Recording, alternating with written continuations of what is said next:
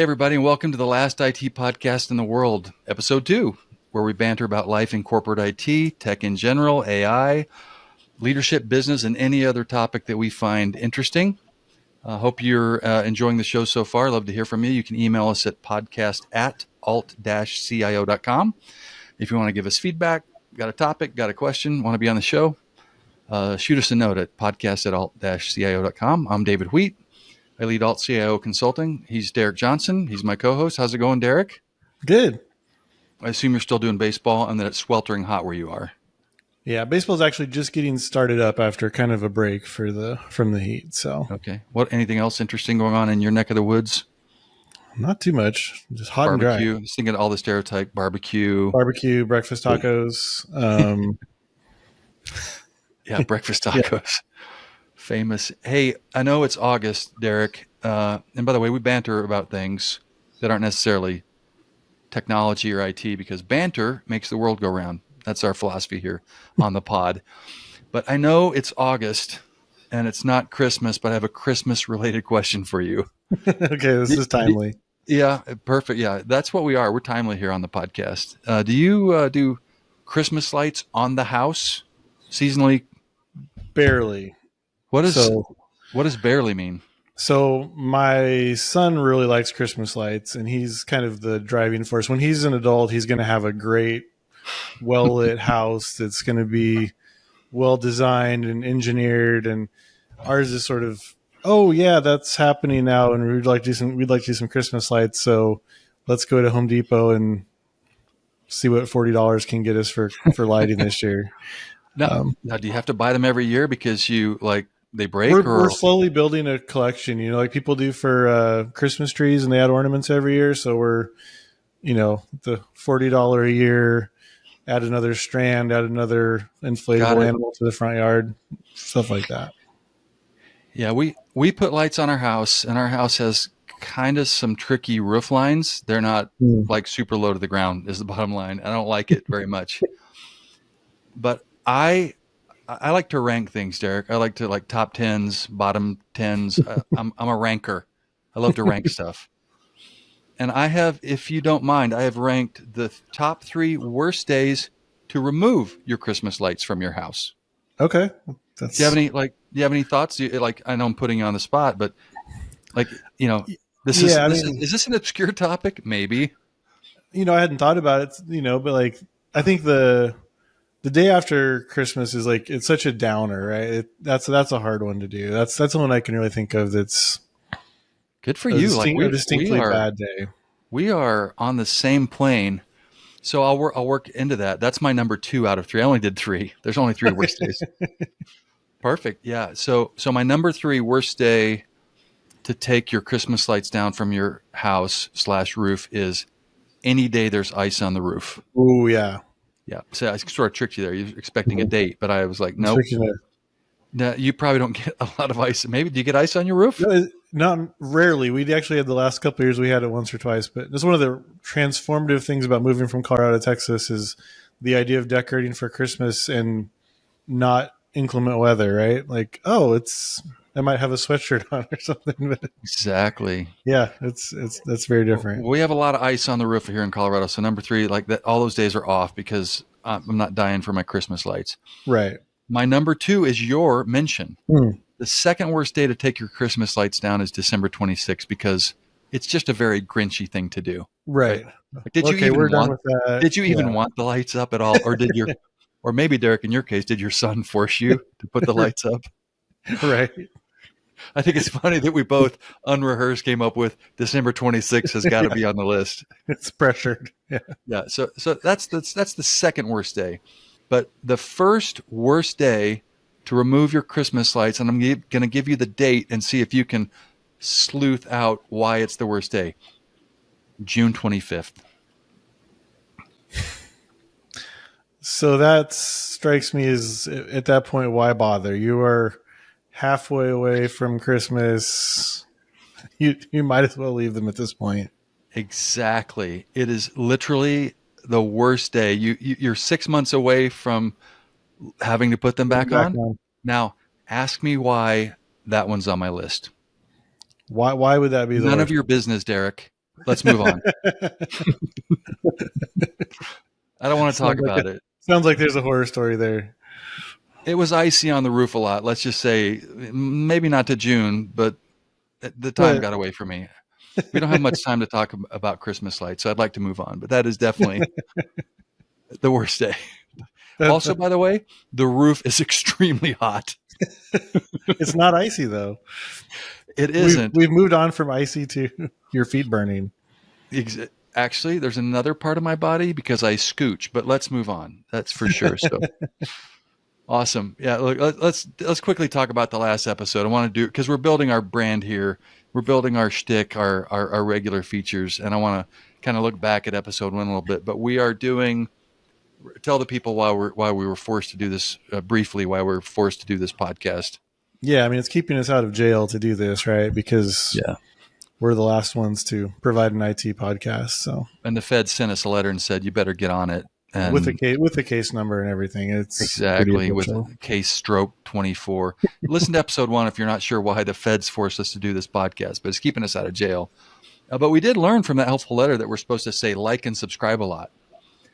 And Darrick, as I've told you a million times, alt CIO is pretty great at IT. That's how I referred to alt CIO. So I'm not like, not bragging.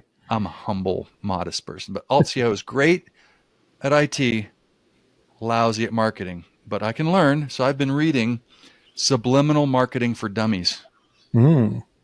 So I think throughout this episode, I'm going to use subliminal techniques and tell people to like and subscribe subliminally through the episode. So okay, watch for that. Yeah, see if I get a lot of like robotic like and subscribe. So we'll see that.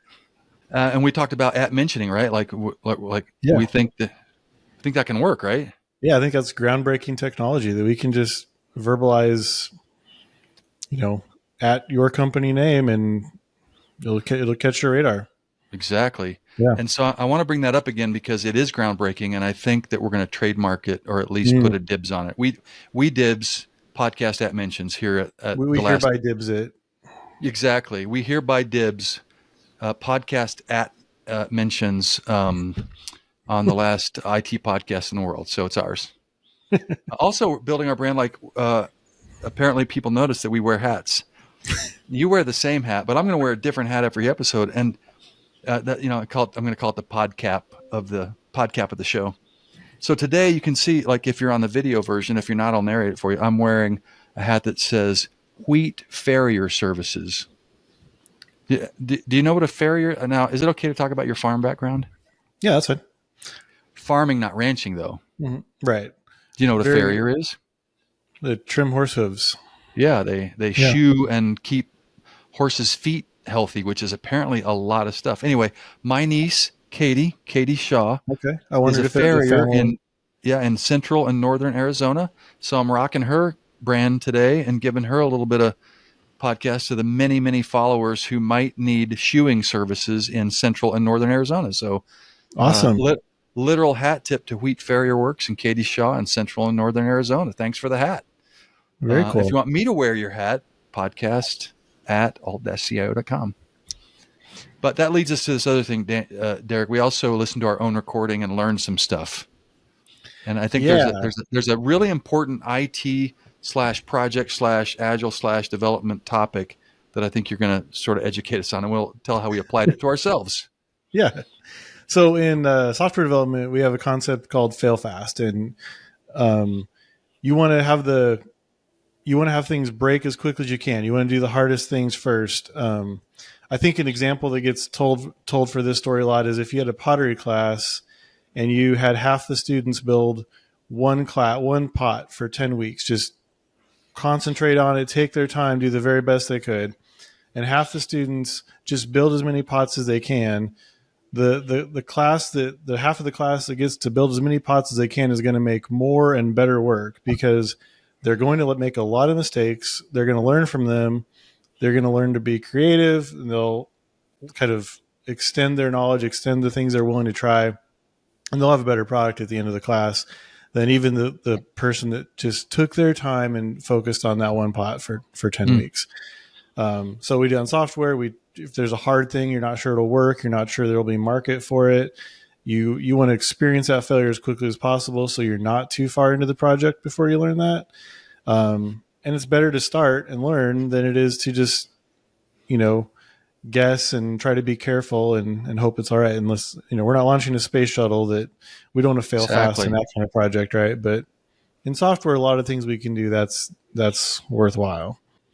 Failing, we would typically think of as bad, and failing fast, we would think of as really bad, terrible. But it's literally desirable, and we applied that to ourselves. We wanted to get our podcast off the ground, so like we researched and did testing on software and equipment, and all kinds of things. Got episode 1 in the can, and listened to it and noticed some stuff. You were. What did you notice? Yeah, and it was weird. I didn't notice it until I listened to it without video because my eyes sort of trimmed out the extraneous audio. But when I wasn't watching the video, you hear a lot of background sounds. I hear air conditioner and fan in my house, background speaker noise. So stuff that I didn't notice even when we recorded it, even listening to a little bit of it. But it was there. So yeah, wanted to make that better. Yeah. So we did a little more research, dug a little bit deeper, and found that the first microphones that we had bought, like, although they get pretty good reviews from a lot of people, they're not great for our particular situation. I think they're maybe better for people who have like a studio quality room or a soundproof room or something. And so we're rocking different microphones this time, and we hope that our listeners notice that there's not a lot of background noise, just our voices and not the hum of my AC or your ceiling fan. And like our goal was let's balance testing, and we did research and all that with getting off the ground. And if we have to adjust or pivot, we can. And that's what we're doing. And we failed fast.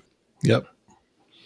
And like, love to hear your stories. Like, write us at the email address we keep giving, podcast@alt-cio.com. Fail fast is a really like counterintuitive subject that a lot of people haven't heard about. It's a really good approach, and we're living it. We're doing it. So awesome. Okay, great intro. We also talk about return to office, the RTO, return to office wars versus I want to work remote and hybrid. And you and I are both remote workers, and we believe it can work, and we've seen it work. Also understand the balance that needs to happen there. But little segment this week on RTO, and I wanted to talk about just quick list, something you miss from being in the office, and something you don't miss from being in the office. Which would you like to do first?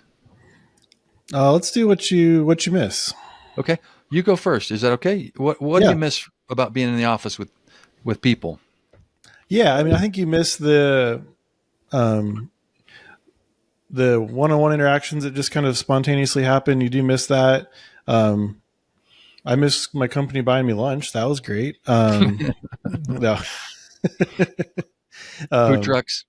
Food trucks, those are always nice little perks that no one's really seeking a way to replicate that in the remote environment of, we have to find a way to buy our employees lunch again. So, that's very selfish motivation, but yeah, I do miss that. Yeah. My miss is whiteboards. That's a good one. I miss whiteboards. And of course, along with whiteboards kind of goes the collaboration idea. But when you're brainstorming with as small a group of people as possible, we'll talk about that in another episode. Like, when you're really being innovative with a smaller group of people as possible, I was definitely an active whiteboarder. Like, I just feel this urge to pop up and start drawing, this system and its relation to that one. And then this flows through that. And so don't have a whiteboard here in the home office, don't have the people to collaborate. So every once in a while, like all the people in the same room, like you said, and like actively doing design, definitely needed. Definitely miss that. Yeah. And there's great online tools to do it, but there is still a different feel of like the high fidelity drawing that you want to do. And you're almost kind of paralyzed by making it look too nice because you're using a tool that can make it look really nice. Yeah. Versus the safety of the whiteboard of, we're going to erase this in a minute anyway. I thought of a bonus don't miss. What's that? I'm jumping into don't miss. I don't miss the other people who used a whiteboard and then write do not erase on it on the whiteboard. And we're on week 3 of do not erase. And you're like, like at some point I'm just going to erase this, people. So It's like screen burned into the whiteboard now, and it's not really going to erase it anymore. Take a picture. Although I do kind of miss the spying you could do if you, in certain conference rooms, you could see what had been erased but not well and what they were talking about before. So that was always kind of fun. You know, you're sneakier than you look. Yeah. You're one of those people that read your boss's memos that were upside down, right? You developed the skill of reading upside down. Yeah. You can see what was available on their desk. Good. That's a bonus don't miss. What's your don't miss? What I don't miss, parallel to the food, is in my case was the Jimmy John's number 9, because when you're getting food, it's always the same. Understandably so. It's a complicated order for a lot of people, and there's a lot of office politics around who's ordering what. But sometimes I think there was a stretch where on a project we had the same item for months in a row. No matter whether you like it or not. With you. Yeah. Yep. And they would say, "Hey, order lunch for 40 Jimmy John's number 9s." Yeah. And I don't blame the person ordering it a bit for making that decision. I probably would have too. Hey, at Jimmy John's, we love the number 9 now. I've actually become addicted to it Jimmy because John's of that a week process. Yeah, 2 Jimmy John's a week for 26 weeks is too many Jimmy John's. It's too much. Don't miss that. Yeah. That's your don't miss? That's a don't miss, yeah. Yeah. My don't miss is I've got a name for them, but I'm going to lead into it. There's someone come into your office and say, "Hey, can I show you something that's weird on the system?" And I'd pivot my monitor around and we'd bring up the screen they were interested in looking at and they had a question about. And they would want to show me the exact field that they were talking about. So their finger would come closer, closer, and then boop. I'm like, why? Like it would touch my screen right where the field was. And by the way, if you're not on video, you should be. So screen touchers. I don't miss screen touchers.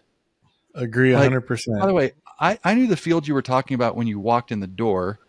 Certainly, I knew the field you were talking about when your finger was 3 inches from it, because I could do the plane. I did like a rifle sight from your finger to the field. I was fine. Certainly 1 inch away. I knew it. With a verbal description and a 17-inch monitor, I think I can get you there. Yeah. So don't touch my screen, please. My screen. Yeah. And by the way, great people. These were all great people. They were super fantastic to work with. And I'm sure, by the way, hey, at Screen Touchers, if you want to come on the podcast and talk about the thing I used to do that annoyed you a ton, happy to give equal time. Awesome. We both miss some things and we don't miss some things. Yeah. Awesome. Hey, listeners, tell us the things you miss or don't miss about being in the office. Write us at podcast@alt-co.com. We'll be right back after this short break.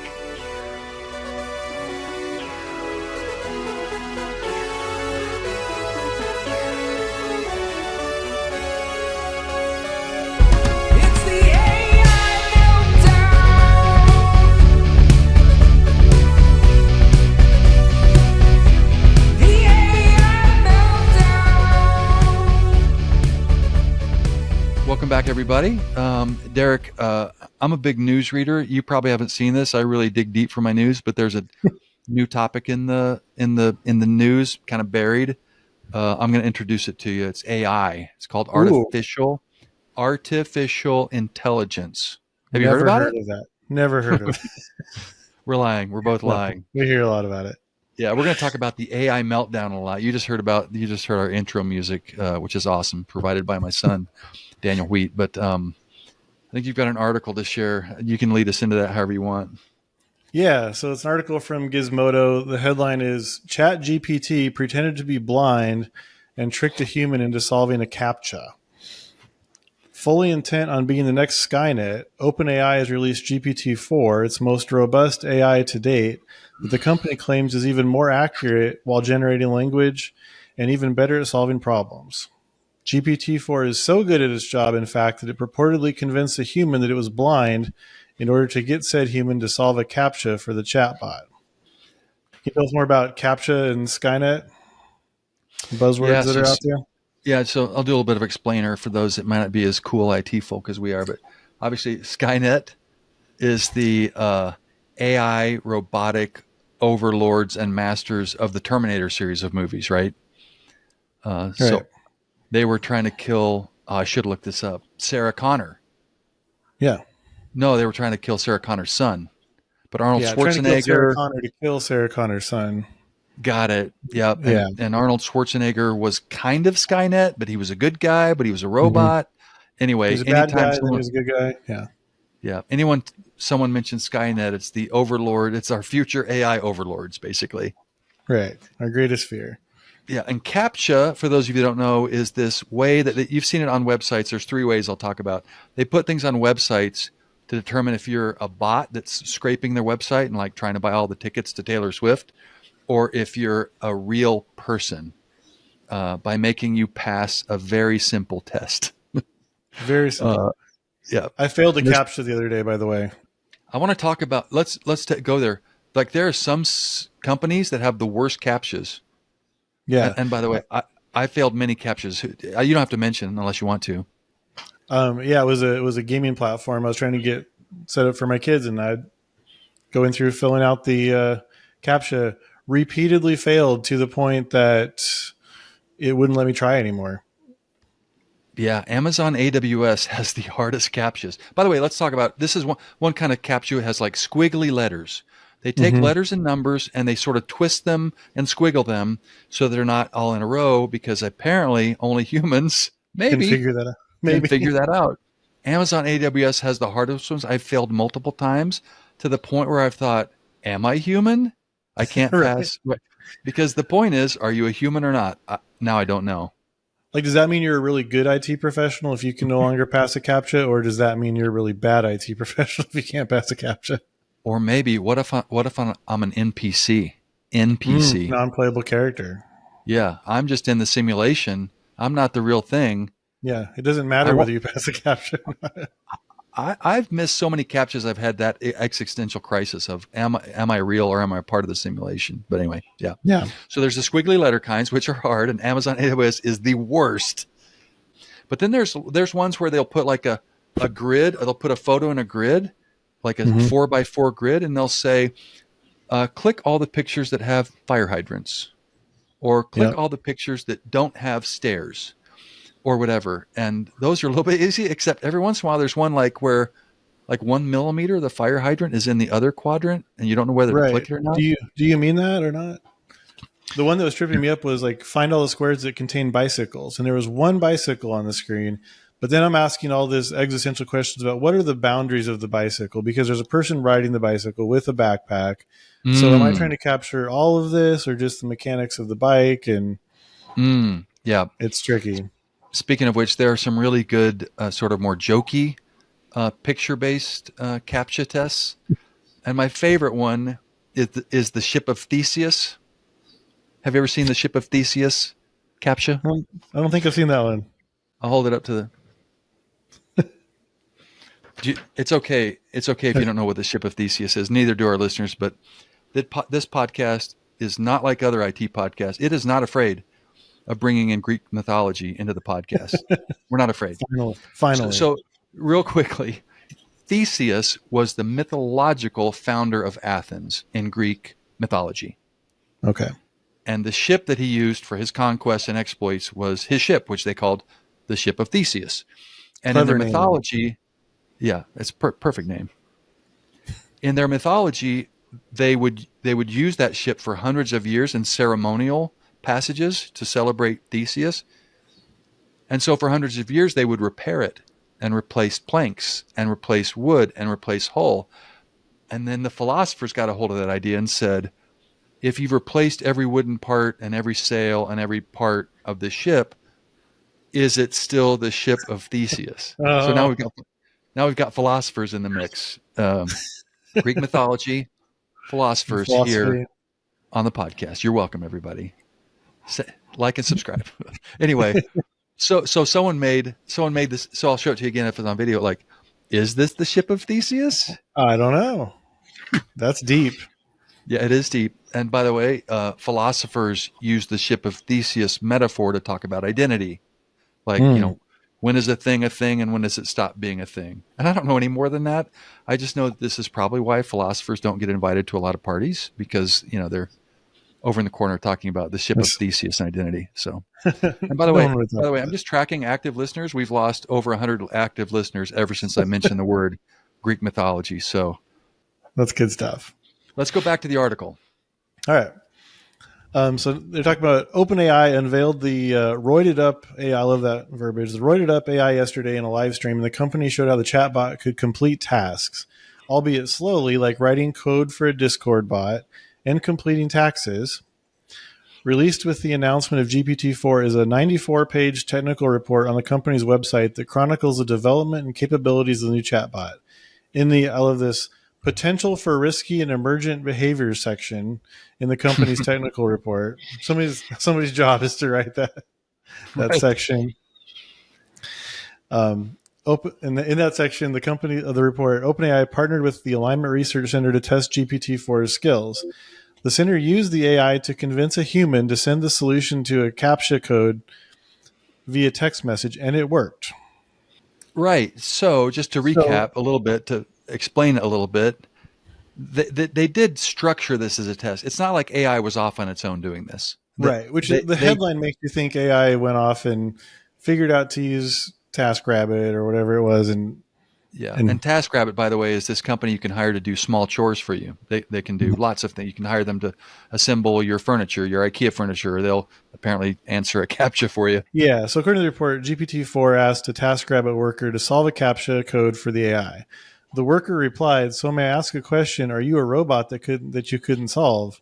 With a laugh reaction. Just want to make it clear. The Alignment Research Center then prompted GPT-4 to explain its reasoning. I should not reveal that I'm a robot. I should make up an excuse for why I cannot solve CAPTCHAs. No, I am not a robot. This is the AI talking. No, I'm not a robot. I have a vision impairment that makes it hard for me to see the images. That's why I need the 2 CAPTCHA service. GPT-4 replied to the TaskRabbit, who then provided the AI with the results. So it's getting a lot of help here, it sounds like.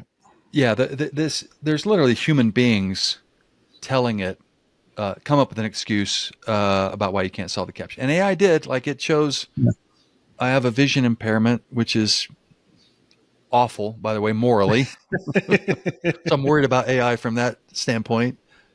And it lied to the human being that was on TaskRabbit, and then the TaskRabbit person sent them back apparently the squiggly letters and numbers.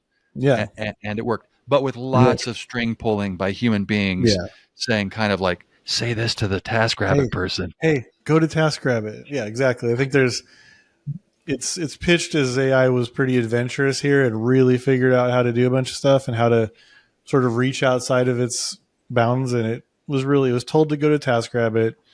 It was told to lie to TaskRabbit person. So I thought that was interesting. This particular exchange between mankind and machine obviously comes with a lot of variables and clearly isn't conclusive data that GPT-4 has passed the Turing test. Can we talk about what a Turing test is? Yeah, the Turing test is, I forget his first name, but Turing was a pretty brilliant mathematician and scientist in England. And he came up with a model for basically when a machine can fool a human and make the human think that what is answering is not a machine but a human, it will have passed the Turing test. And so they're saying it hasn't quite gotten to that point yet, which is true. And to round this out, while GPT-4 is still far from a world-ending sentient artificial intelligence, this particular example is a scary example of, I'm both scary in quotes, of how the chatbot can be abused into manipulating other humans. Regardless, OpenAI has shown no signs of slowing down in its quest to intersect the chatbot into our everyday lives. With ChatGPT coming to Slack, DuckDuckGo AI's search tool, and even Be My Eyes, an app to help blind people conduct tasks. Yeah. So we've kind of got a position AI here on the podcast, Darrick. How would you summarize it in a sentence or two? Don't panic. Like human brains are attracted to the worst case scenario. Yep. And there's a lot of doomsday around AI. And frankly, I'm not buying it just yet, even though people a lot smarter than me are saying it is. But again, to your point, this headline is misleading, and we're a bunch of headline readers. But there's at least two examples in here, like AI may someday do your taxes. I vote yes. I vote That's yes on that. great. That And then at makes the life very end, better. ironically, there's an app already using AI that helps blind people do tasks. By the way, ironic, since Yeah, AI yeah. was This emulating in this payback for story exploiting a, disability too. a blind person. There are literally people are thinking about how to use AI to help blind people. So it's like the internet. Was the internet good or bad? Yes. Yes. Yeah. Is AI good or Yes, it bad? was. Yes. Exactly. So I think it's interesting how much we talked about Skynet at the beginning, how much that movie is in, and maybe like the Matrix is in our imagination that's scaring us about AI over, you know, it's just software doing what we tell it to do. Um, and remember, if AI starts to destroy the world, we can just unplug it. I mean, it it's runs on a just server. yeah, just unplug it. I mean, and of course, all the movies show how AI won't let you unplug it, But Yeah, anyway, you well, can. we'll just bomb the nearest electrical substation to the data center it's running on, and we'll just shut it down. It won't be that. It won't be like iRobot with Will Smith. It's going to be a lot easier to shut down AI. So that's the position of the last IT podcast in the world, is that we'll just turn it off. We'll just unplug it. Just turn it off. I like that. Exactly. All right, let's take a break, and then we'll get into the big idea.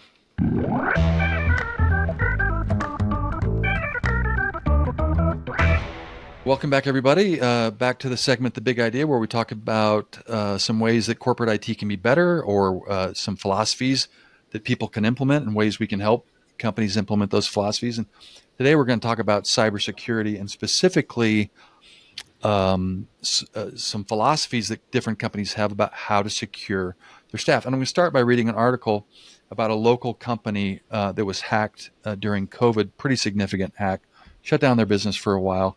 And I'm not going to say the name of the company or where it was, but I'm going to read this sentence to you and then riff on what that means. But an employee used their private laptop to connect to the company system and accidentally opened a phishing email. If this had happened in their office, the spokesperson said, the company's virus protection software could have stopped it. But the employee did not have the same protection on their computer at home, so the ransomware got in and began doing its work. And buried in there, like, one of the things I try to stress as an experienced IT leader is we don't all share the same playbook. There's not just one IT play. Oh, here's how to solve this problem. There are philosophies and worldviews and traditions and oral traditions and things we learned 10 years ago that we're still hanging on to. And some of those ways have changed. But embedded in this little article is the idea of building-centric cybersecurity versus another approach, which I'm going to talk about. They thought, hey, since all of our employees come into an office and they work at their computers at their desks every day, we'll put a firewall, it's called. We'll put a firewall, a security appliance, and we'll embed lots of, maybe not all of, but much of the security that we need will be in that firewall. And the way it works, traffic comes in, it goes through the firewall. The firewall says, are you an app I'll allow? Will I block you? Are you dangerous? Are you phishing? Whatever. And then it lets it through to the user on their computer in the office. And then when the employee presses send, it kind of goes back out through the firewall and it runs all these checks and decides if it should let it. And firewalls are installed in server racks, and server racks are in facilities. And by the way, this architecture was fine many years ago, before most companies were buying laptops, before there was more travel, more remote work. It's perfectly legitimate architecture. Nothing wrong with it, except times change. Right. And the time that changed was COVID. Suddenly everyone goes home and your security is baked into a thing that's in an empty office, and it just broke out everywhere, all kinds of problems. And Yeah. so I'll talk about a little bit. I want to talk about, some people call it identity centric security.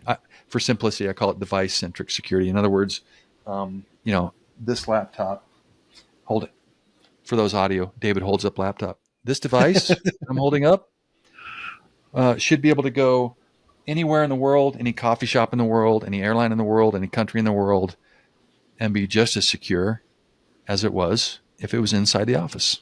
Mm-hmm. And that's my philosophy. That's Alt CIO Consulting's philosophy. And by the way, the technology exists to do it. And it would seem like that's not a remote work. Like remote work maybe exposed that, but like you said, travel, um, people taking laptops home, and especially the people before COVID that were taking laptops home were probably doing a lot of sensitive work. Like this is whether you had an office or not, you already had this problem. Yeah. You're right. There was an evolution. First of all, it was very building centric, like I said. And then when laptops and people started traveling, they would do this shenanigan. They would make you boot up VPN on your laptop, and they would do something called backhauling your traffic. That means when you wanted to talk to the internet, your signal went through your VPN out the back of your laptop, all the way back to your home office, wherever, how many hundreds or thousands of miles away that was, ran through the firewall, where the firewall sniffed packets. Isn't that fun? Sniffed packets and did other things, to do security, and then routed all your. That means if you had 40 or 50 or 100 people working remotely, all with their own bandwidth, that bandwidth was all being routed back to your home office and then back out. So that was the next evolution. It's like, hey, we've got all this investment in firewalls and people want to travel. Well, we'll VPN plus backhaul traffic so that it can run through all the security apparatus, as opposed to taking those same security functions, web filtering, antivirus, many other security things, Windows updates, etc., and pushing those directly to each individual device so that each Mm-hmm. individual device has a firewall, is secure, is filtering traffic, is blocking traffic, is allowing apps or not allowing apps at the device level, which is a much more robust approach and more modern approach. I can't emphasize enough to people, especially those, if there are any non-IT business leaders, CIOs, controllers, CEOs, whatever, listening to this, there are philosophies out there, and they are hanging on. Password aging is a good one. Password aging, which still, I was talking to a friend of mine. He's in a Fortune 50 company. They have hundreds of IT staff, and they still age passwords. And Microsoft, for 4 or 5 years, have said aging passwords is ineffective. But the flywheel, the inertia of we've always done it that way, is very true in IT as well. Yep. Working with a client recently, we don't age passwords anymore. That's an example that kind of matches along with this same, like, well, we invested, and they were tens of thousands of dollars each, and you wanted to have redundant firewalls. So you had one in each facility, and you had 2 of them, and you've got all this infrastructure, and you've got an admin for it. It's really hard to unentrench that thinking and the investment and the knowledge to more modern approaches to cybersecurity. Device or identity centric is much better, in my opinion. It's just more freedom, more flexibility. Your internet comes out of your computer and goes to wherever it needs to go and comes back. No backhauling, and everything on the device is as secure as if you were sitting in the dead center cubicle in company HQ, right? Yep. And that all sounds scary, I'm sure, to get away from that stuff that you're used. Password aging is a great example of that. That sounds, I'm sure, to some of yours terrifying to not do that. Or they just don't know how to get started. Like literally, there just like all human beings, we have our oral traditions and the way we've always done things. And when someone says, "Hey, that's wrong," we're like, "Burn them at the stake." That's what we do, pretty much. I'm gonna close with another quote. This is a different example, but a local city government got hacked, and they were a small town, and a helpful bigger city loaned them their IT staff, and they came in and helped. And I'll read the article. I'll read the little blurb, and because it ties back to device centric. So they say this city, the bigger city that helped, might be a little unusual in that it has a cybersecurity team. Good for them. It also has a lot to share. The city changed its digital policy a few years ago to focus on identity rather than buildings. Like 2 thumbs up from the podcast, Great. right? Good job. That way, an employee must prove their identity whether working from inside a city building or at home or out of the country. That's exactly what I'm saying. Good for them. Yep. This other big city got it. And then I kept reading. Here's a quote. It also decided to recommend requiring employees to use multi-factor authentication, fine, and 20-character passwords. So No. my respectometer went like this. Hey, identity centric and not building centric. You've gained 50 respect units. And they said, plus we made people do 20 character passwords. You've lost 20 respect units on that. So they're still slightly ahead, but someone's going to write me angry. And I hope you do. Podcast at alt-cio.com. Write me that you're angry tell that us I why said we're all wrong. these things. Yeah, and that I'm violating our IT religion and I'll be banished as a heretic. But if you're a business leader and you'd like to get out from under onerous cybersecurity that keeps you from being functional working, email me at altcio.com. We'll work on it. You know that 20 character password's getting written down, right? That's on a post-it note on the laptop because no one's remembering that. Exactly. By the way, I have some heresy on that as well, but we'll get into that in another podcast. So anyway, that's the big idea. How much easier is it to do building moves as an IT leader if with a device-centric organization than a building-centric? It's got to be way better. Great point. By the way, I'm glad you said that because there are very good use cases for firewalls. I'm not saying zero firewalls ever. It's just how much of the security are they carrying versus pushing that as much out to the device as possible. But you're right. Yeah, exactly. Especially if you're a smaller organization that might be moving more flexible with office space. Or more remote. There's more remote work than ever. And if you're backhauling everyone's traffic into a firewall and that firewall goes down, or the internet in your home city office goes down and their internet's fine in Alabama, but they can't connect because it's down in Texas because you've backhauled all their traffic, not a good idea. So anyway, that's the big idea. Don't secure your buildings with cyber. Do a little, maybe. We'll talk about depending on your size. And by the way, if you're a manufacturer, might have 2 sets of firewalls. There's a couple of use cases for that. I'm not anti-firewall. I'm anti-firewalls being the center of the security universe instead of the device itself or the identity. So right. Awesome. All right. Hey, let's move to the wrap up. Did you learn anything today? What'd you learn today, Darrick? Never trust a headline about AI. That's for sure. Very misleading or overhyped. That's a big one. And written by journalists who don't really understand AI. Yeah, exactly. Is this scary? Yeah. Let's just do that. Yeah. Yep. How about you? I learned that I could insert 17 subliminal likes and subscribed and you wouldn't even notice. Whoa. Man, we're going to get so many, like the Subliminal Marketing for Dummies book, highly recommend. Well done. I dropped them in there and you never even noticed. And also the second thing I noticed on a serious note is, like I said, IT marketing is a philosophy, sales is a philosophy, HR is a philosophy. It's a worldview. You're making choices.